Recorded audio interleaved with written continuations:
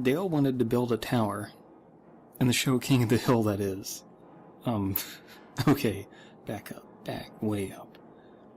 I remember when I still lived in Chillicothe, in a less than middle class neighborhood, we had this giant backyard.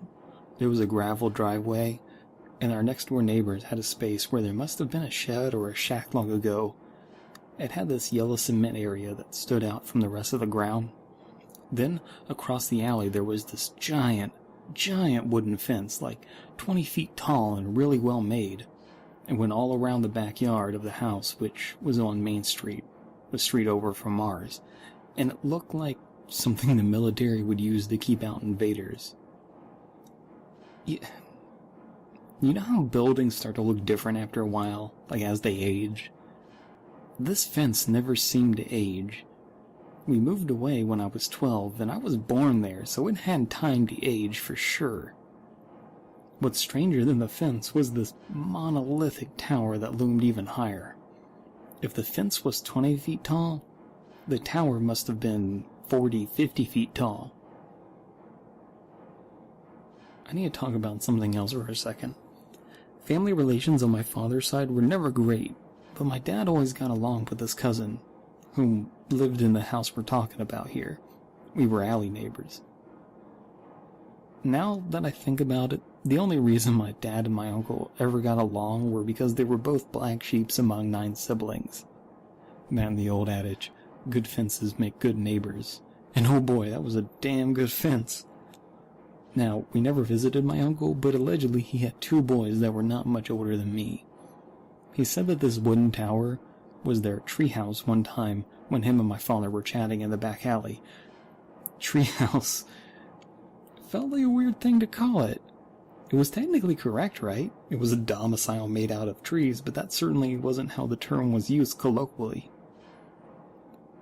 The only time I saw these 2 older cousins were when they would pop their heads out from the treehouse, and still that wasn't a very common occurrence.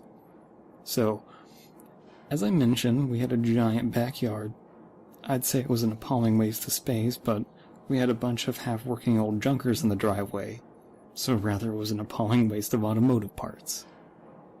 So, while we had this giant backyard, you could just barely see the tower from my bedroom window. I always kept the blinds down because of it. I didn't have a ton of friends at the time, and if I was playing alone, I really didn't want these elusive cousins to be watching me. Also, I had an embarrassing amount of stuffed animals. Then, one time, a report card came in the mail without me knowing about it, and I got straight A's for the first time in history. My parents surprised me with a telescope to reward me. It was already set up when I came home, and I was looking into the sky from my room. The blinds were up. I didn't pay mind to it. I wasn't even interested in the stars or planets. It was all this parental affection that had me on cloud 9.